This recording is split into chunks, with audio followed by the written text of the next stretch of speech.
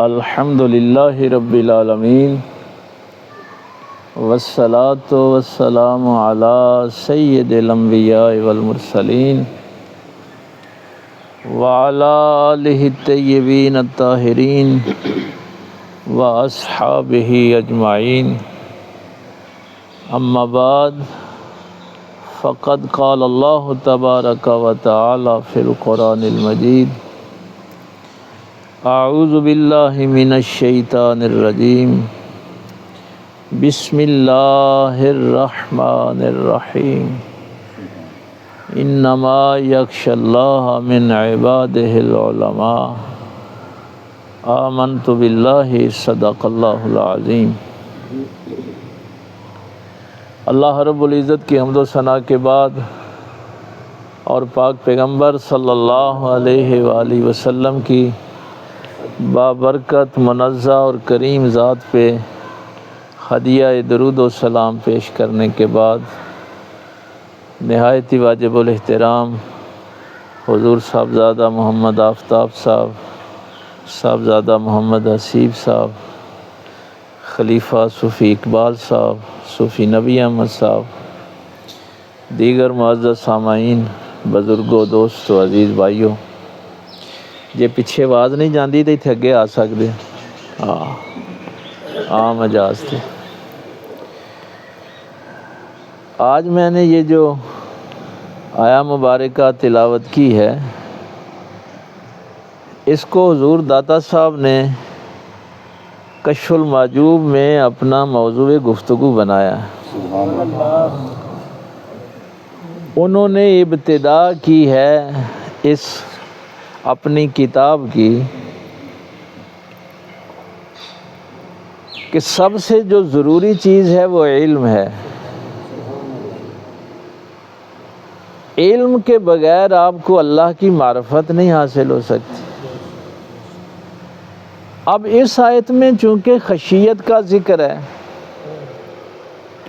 کہ علم والا وہ ہے جو اللہ سے ڈرتا ہے، اس کی میں نے درجے بیان کیے ہوئے ہیں کہ خوف کا معنی بھی ڈرنا ہے، خشیت کا معنی بھی، تقوی، یہ ساری چیزیں پہلے بیان ہو چکی ہیں۔ نذیر کا معنی بھی ڈرانے والا۔ وہاں میں نے آپ سے عرض کیا تھا کہ خشیت کسی کی عظمت کے سامنے ہر وقت ڈرتے رہنا کہ اس عظیم ہستی کی کوئی گستاخی نہ ہو جائے، کوئی بے ادبی نہ ہو جائے، تو خشیت کا لفظ وہاں پہ استعمال، یعنی اللہ کی جو بزرگی ہے، اللہ کی جو برتری ہے، اس کے سامنے عاجز رہنا، ڈرتے رہنا کہ میرا محبوب کہیں مجھ سے ناراض نہ ہو جائے۔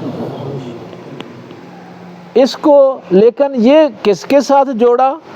علم کے ساتھ، کہ خشیت ان لوگوں میں آتی ہے جن کے پاس علم ہوتا ہے، علم کے بغیر خشیت آتی نہیں۔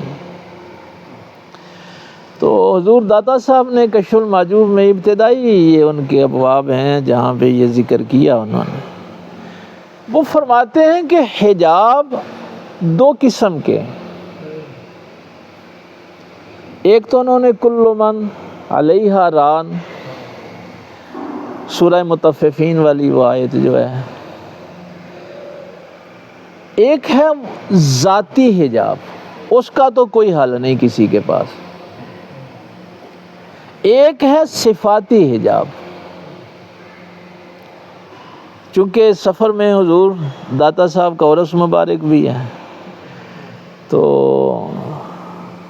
ہمارے تو خواجہ غریب نواز نے بات ہی ختم کر دی ہے کہ ناقصاں را پیر کامل، کاملاں را رہنما، دونوں کے لیے وہ رہنما ہے نا۔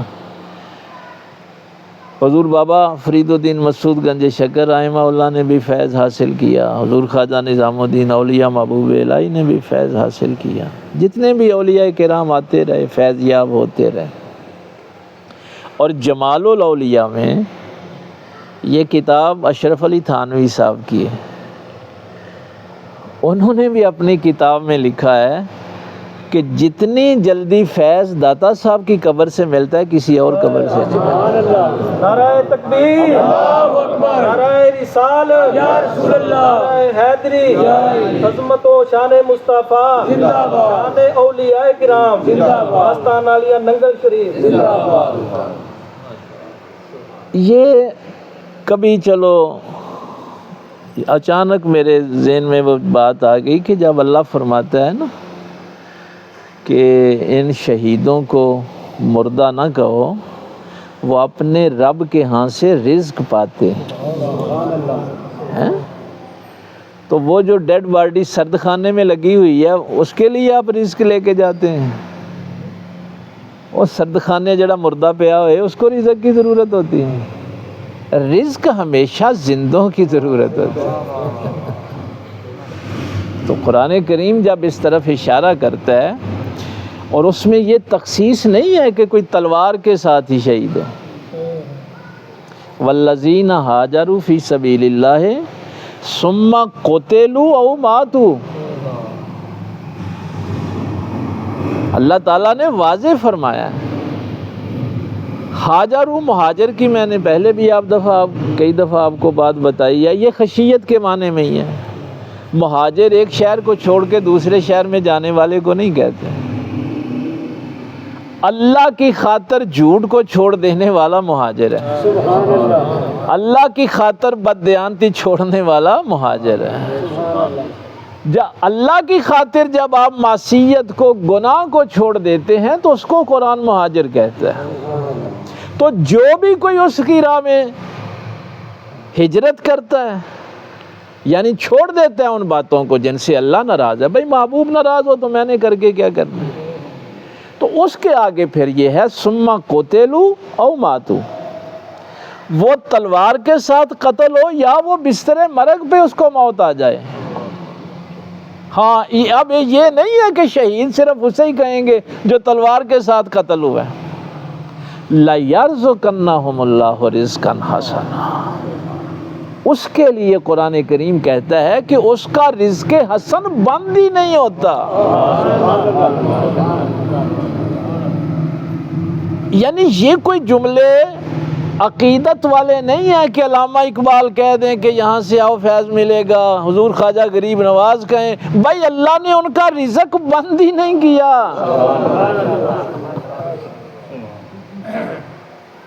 یہ قرآن کریم کے ساتھ وابستگی ہوگی تو یہ ساری آیات جو ہیں ان کی تہ میں یہ مفہوم موجود ہیں۔ بحث تو ظاہر ہے حضور داتا صاحب نے لکھی ہے، بہت مشکل اس کے دراجات ہیں، میں آسان کر کے کوشش کروں گا۔ وہ کہتے ہیں کہ ایک تو وہ جو ذاتی حجاب، جس کی ذات ہی حجاب بن جاتی ہے، اس کا کوئی حل نہیں۔ اس کے لیے وہ آیت پہلی سورہ بقرہ والی لے کے آئے کہ سواء علیہم اانذرتہم ام لم تنذرہم۔ اللہ نے اپنے نبی سے بھی کہہ دیا تھا کہ آپ پیغمبر آپ ان کو ڈرائیں یا نہ ڈرائیں برابر ہے، یہ ایمان لانے والے نہیں، لا یؤمنون، یہ نہیں ایمان لائیں گے۔ اب دیکھیے جن لوگوں کے متعلق اللہ اپنے پیغمبر کو کہہ دے ختم اللہ علی قلوبہم، کہ اب انہوں نے کہا کہ ان کی ذات حجاب بن جاتی ہے۔ کیوں بنتی ہے؟ اس لیے بنتی ہے کہ اللہ تعالیٰ نے یہ جو اندر آپ کے ایک نفیس چیز، نفس جو آپ کا پاکیزہ رکھا تھا، آپ نے اس کو گندا کر دیا ہے، بار بار نافرمانی کر کے گندا کر دیا ہے۔ ایک دفعہ تم نے نافرمانی کی، آپ کے اندر سے آواز اٹھی، اوے غلط کام پہ کرنا ہے، باز آ جا، لیکن آپ نے اس کو دبایا، پھر دوسرا کیا، یعنی بار بار توہین کی اس فطری ہدایت کی۔ جو فطری ہدایت اللہ نے تجھے دے کے بھیجا تھا، تو نے بار بار اس کی توہین کی۔ تو فرماتے ہیں کہ اس کا تو بھائی کوئی حل نہیں، جڈا مرضی وڈا پیر ہوئے، اس کا حجاب نہیں دور کر سکتا۔ چونکہ اللہ نے پاک پیغمبر سے فرما دیا۔ دوسرا کہتے ہیں کہ وہ لوگ ہوتے ہیں جو صفاتی لحاظ سے، وہ مثال انہوں نے یہ دی ہے، چلو میں اپنی طرف سے، یہ کرسی ہے نا، اس کا میں آئینہ نہیں بنا سکتا، یہ شیشہ نہیں بن سکتا۔ اگر شیشے پر کوئی گرد و غبار پڑا ہو تو وہ میں اتار سکتا ہوں۔ تو وہ کہتے ہیں کہ کسی نے اتنی توہین نہ کی ہو اللہ کی، لیکن اس کا یہ جو دل ہے اس پہ برے اعمال کی وجہ سے گرد و غبار، غفلت کا، گستاخی کا پڑا ہوا ہے، تو وہ اللہ کے ولی کے پاس جائے تو اس کی نگاہ سے وہ گرد و غبار دور ہو جائے۔ نعرہ تکبیر، اللہ اکبر، نعرہ رسالت، یا رسول اللہ، نعرہ حیدری، حضور قبلہ عالم زندہ باد، آستانہ یا ننگل شریف زندہ باد، سبحان اللہ۔ تو پھر وہ ظاہر ہے اپنے حق کا جلوہ بھی دیکھتا ہے، اللہ کا جلوہ بھی دیکھتا ہے، خدا کی انوار و تجلیات کا مشاہدہ بھی کرتا ہے۔ اسی لیے یہ بات کہی گئی ہے۔ یہ جو روایت آپ سنتے ہیں نا، دیکھیے آپ دور دراز سے سفر کر کے آئے، ڈاکٹر صاحب فیصل آباد سے آئے ہیں، آفتاب صاحب لاہور سے آئے ہیں، مرید کے سے، شکر گڑھ سے، دور دراز سے آپ سفر کر کے آئے ہیں، گجرانوالہ سے آئے ہیں۔ اس کی جو عظمت روایت میں آئی وہ کیا ہے؟ ایک آیت، ایک حدیث، آپ علم سیکھنے کے لیے جب سفر پر نکلتے ہیں تو فرشتے پر بچھاتے ہیں، آپ کے لیے دعا کرتے ہیں۔ میں نے یقین جانیے بڑی ظاہر ہے تفسیریں بھی پڑھی، سیرت کی کتابیں بھی، حدیث کی کتب بھی۔ یہاں داتا صاحب نے ایک بڑا باریک نکتہ بیان کیا، بہت کمال کا۔ وہ فرماتے ہیں کہ لوگ ساری زندگی سمجھتے رہے کہ علم پر اگر عمل نہیں ہوگا تو اس علم کا فائدہ نہیں ہے، اور یہ ہے بھی، قرآن کریم نے بھی کہا مثل الذین حملوا التوراۃ ثم لم یحملوها، عموم میں یہی بات ہے۔ اس کی آگے وہ وجہ بیان کرتے ہیں، چلو میں پہلے وہی عرض کر دوں۔ وہ کہتے ہیں کہ علم آپ کو اللہ کی جب معرفت نہیں دیتا، اس کی وجہ کیا ہوتی ہے کہ آپ وہ علم جو ہے یہ دنیا کمانے کے لیے حاصل کرتے ہیں۔ جب یہ دنیا کمانے کے لیے آپ علم حاصل کرتے ہیں تو اس علم کو علم کہتے ہی نہیں ہیں،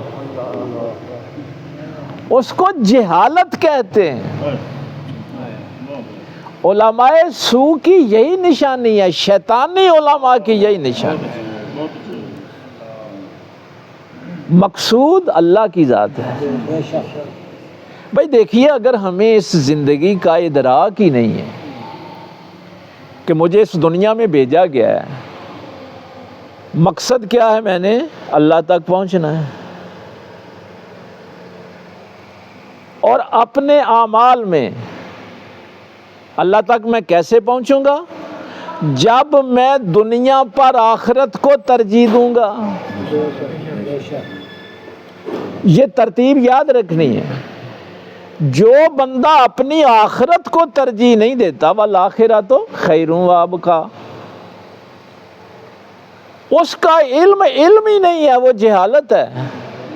جس نے یہ دنیا کوئی منصب، عزت، شہرت کمانے کے لیے علم حاصل کیا، تو حضور داتا صاحب فرماتے ہیں کہ اصل میں ان لوگوں نے یہ سمجھ لیا کہ علم ہوتا ہے اس دنیا کی عزت کمانا، اس دنیا کی شہرت کمانا، کوئی دولت، کوئی منصب حاصل کرنا۔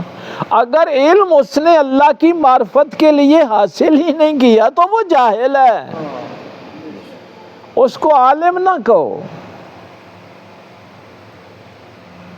ایک آیت پہ وہ شاید کسی کے ذہن میں وہ سوال آیا تھا، میں نے تو کہا تھا چلو جمعے والے دن جواب دوں گا، چلو ابھی آ گئی بات ذہن میں۔ ظاہر ہے بچے آج کل پریشان ہوتے ہیں، اور وہ یہ پوچھتے ہیں پھر کہ قرآن کریم میں آتا ہے وَأَنْتُمُ الْأَعْلَوْنَ إِن كُنتُم مُؤْمِنِينَ، کہ اللہ کا وعدہ ہے کہ تم ہی غالب رہو گے، شرط یہ ہے کہ مومن بن کے رہو، ایمان والے بن کے رہو۔ تو ظاہر ہے آج ہم دنیا میں غالب نہیں ہیں، تو پھر اگلا سوال یہ اٹھتا ہے کہ قرآن کے مطابق پھر کوئی نہیں ہے مومن اس دنیا میں، ایمان والے نہیں ہیں، تو اسی لیے بھائی ہم غالب نہیں ہیں نا۔ چلو جمعے پہ بھی میں انشاءاللہ اس کو بیان کر دوں گا۔ اس کے غلبے کے 3 درجے ہوتے ہیں، یہ بات سمجھنے والی۔ ایک آپ کے ذہن میں غلبہ ہوتا ہے یہ مادی غلبہ، کہ زمین پہ اس وقت غلبہ کس کا ہے، دولت پہ غلبہ کس کا ہے، ہتھیاروں پہ غلبہ یعنی کس کا ہے۔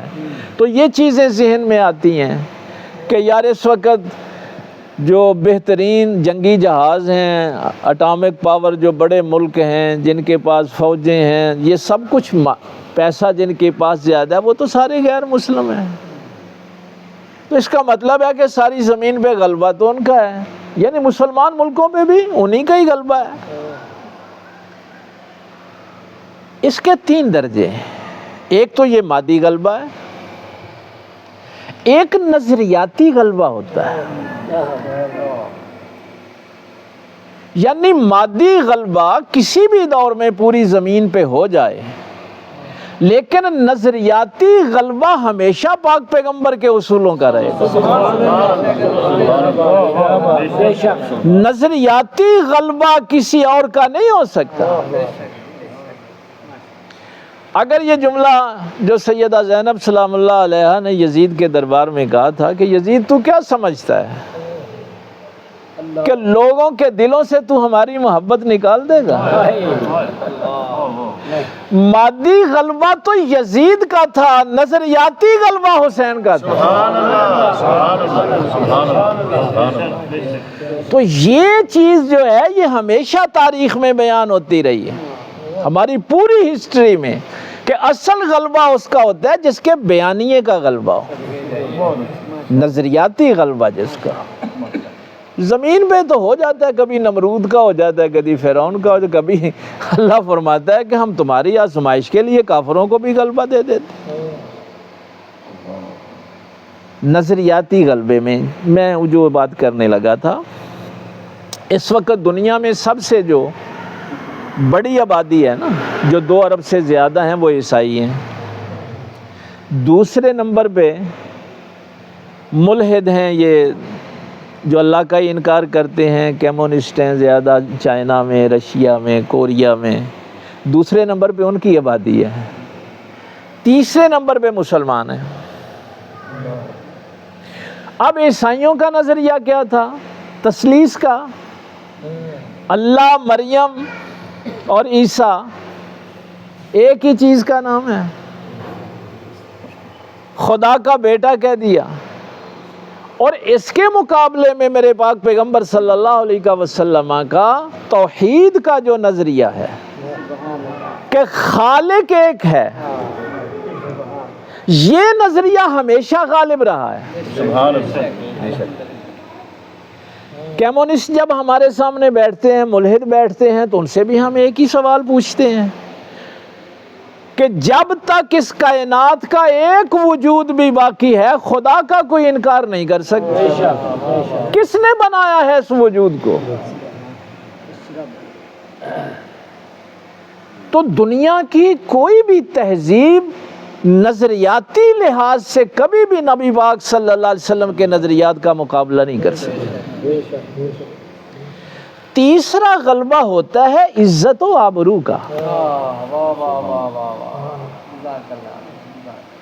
زمین پہ غلبہ کسی کا ہو، میں آپ نے وہ دیکھا نا، مثلا اس وقت آپ کہتے ہیں کہ وہ امریکہ جو ہے جی وہ بڑا سپر طاقت ہے، وہ 19 سال کا وہ بچہ اس نے ذلیل کر کے رکھ دیا ٹرمپ کو، وہ فٹ بال والا ہے۔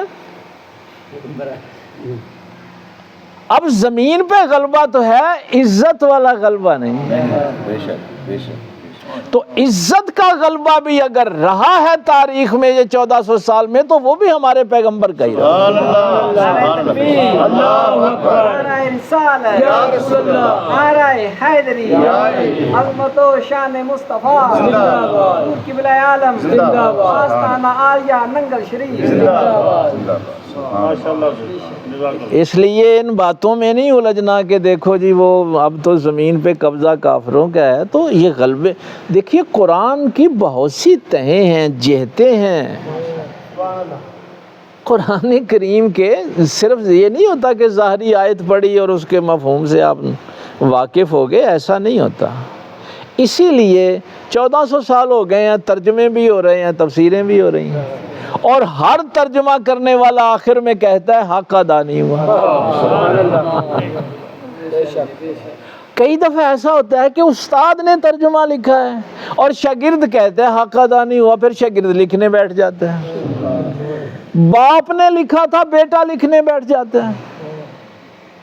تو یہ قرآن کریم کی جو وسعت ہے، تو اب اگر کبھی یہ ذہن میں سوال آئے نا، یہی غلبہ نہیں، آپ کا نظریہ مضبوط ہے، جو رکاوٹ ہے وہ صرف ہمارے اعمال کی ہے کہ مسلمانوں کے اعمال گندے ہیں۔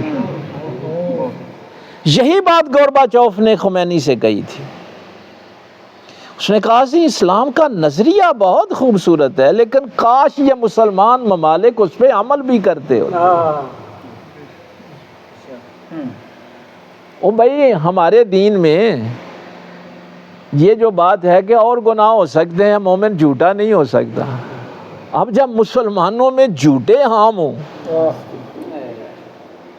تو وہ اسلام کا نظریہ پیش کیسے کر سکتے؟ تو مصیبت نظریے میں نہیں ہے، ہمارے اعمال میں ہے۔ ہمارے اعمال جو ہیں نا، ان کی وجہ سے ہمارا نظریہ جو ہے اس پہ بھی پھر لوگ غور و فکر نہیں کرتے۔ وہ جو میں بات کرنے لگا تھا وہ تو درمیان میں رہ گئی۔ بڑا خوبصورت ایک باریک سا نقطہ حضور داتا صاحب لکھتے ہیں۔ وہ فرماتے ہیں کہ جب روایت میں یہ بات آتی ہے کہ آپ علم حاصل کرنے کے لیے نکلے تو فرشتے پر بچھاتے ہیں آپ کے قدموں کے نیچے، آپ کا وہ سفر جو ہے آپ کے لیے دعا کرتے ہیں، اور اللہ تعالیٰ کی بارگاہ میں ایک خاص مقام آپ کو حاصل ہوتا ہے۔ تو حضور داتا صاحب فرماتے ہیں کہ یہ جس کو آپ علم کہہ رہے ہیں نا، اصل میں یہ بھی تو عمل ہی ہے۔ یعنی آپ گھر سے نکلے تو آپ نے ایک عمل کیا نا، ایک عمل کیا آپ نے۔ اب یہاں پہ آئے، آپ نے قرآن کریم کی ایک آیت سنی، اس آیت کو یاد کرنا یہ بھی تو عمل ہے۔ اس لیے اللہ نے علم پہ بھی فضیلت رکھی ہے، کیونکہ علم بھی عمل کے بغیر نہیں ہے۔ اور جب آپ نظریے پہ عمل کرتے ہیں نا،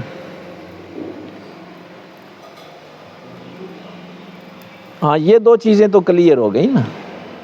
اللہ چاہے تو وہ تو مردوں میں سے بھی زندگی پیدا کر سکتا ہے، زندوں میں سے مردے پیدا کر دیتا ہے۔ اللہ اس کرسی کو آئینہ بنا سکتا ہے۔ توحید کا نظریہ کلیئر رہنا چاہیے۔ بات ہماری ہو رہی ہے کہ آپ کسی شیخ کے پاس جاتے ہیں، کسی استاذ کے پاس جاتے ہیں، اس کے بس کی یہ بات نہیں ہوتی۔ اس میں صرف یہی ایک کیفیت ہوتی ہے کہ وہ آپ کے آئینہ دل پہ جو گرد و غبار ہے اس کو دور کر دے، آپ کی جو سمت ہے وہ سیدھی کر دے۔ میں جو اکثر جملہ کہا کرتا ہوں نا کہ شیخ کے پاس بیٹھنے سے اگر چہرہ اللہ کی طرف سے پلٹ گیا تھا تو شیخ پھر اللہ کی طرف کر دے۔ گرد و غبار دور کرنے کا مقصد یہ ہے کہ جڑا تو اللہ وال پیچھا کر لیا سی نا، نہیں، اپنا رخ اللہ وال کر۔ وہ ابراہیم علیہ السلام نے کوئی اس رخ کی بات کی تھی، انی وجہت وجہی للذی، ہے پڑھتے تو ہم ہیں لیکن پتہ نہیں ہے۔ ہر پاسیوں رخ موڑ کے اللہ وال کر۔ سبحان اللہ۔ تو یہ میں وہ جو بات عرض کرنے لگا تھا، حضور داتا صاحب فرماتے ہیں کہ اصل میں جو بندہ بھی اپنی آخرت کو ترجیح نہیں دیتا، یہ سورہ بقرہ کی آیت آگے انہوں نے لکھی ہے، یتعلم ما یضرہم ولا ینفعہم، وہ علم حاصل ہی نہیں کرنا جو تمہیں نقصان دے، نفع نہ دے، اس علم پہ وقت ضائع نہیں کرنا۔ اس کے لیے وہ جو روایت ہے،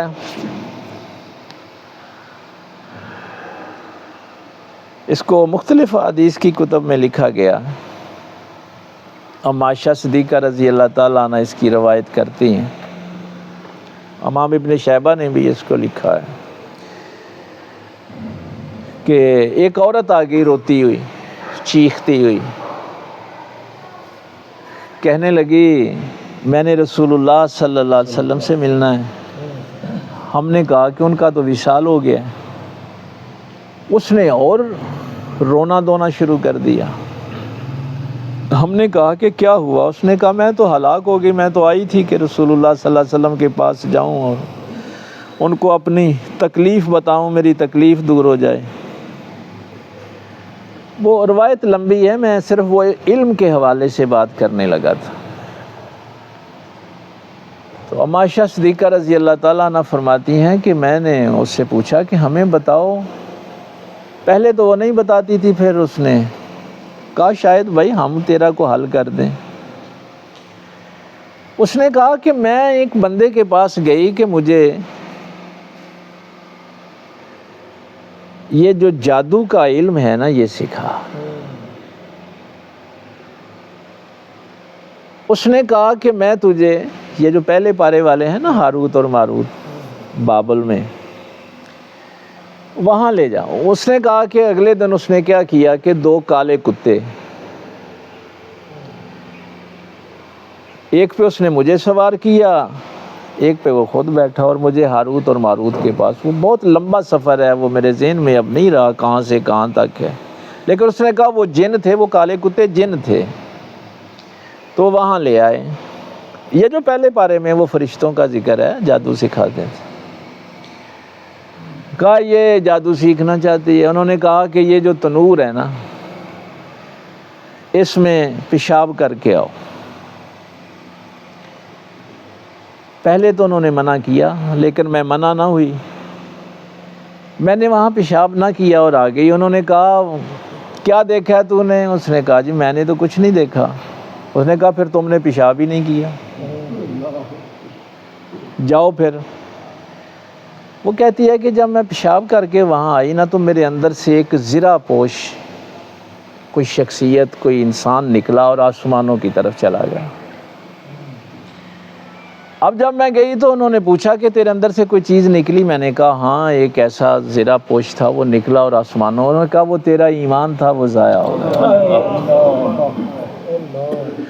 جب تک ایمان ضائع نہ ہو جادو سیکھا نہیں جا سکتا۔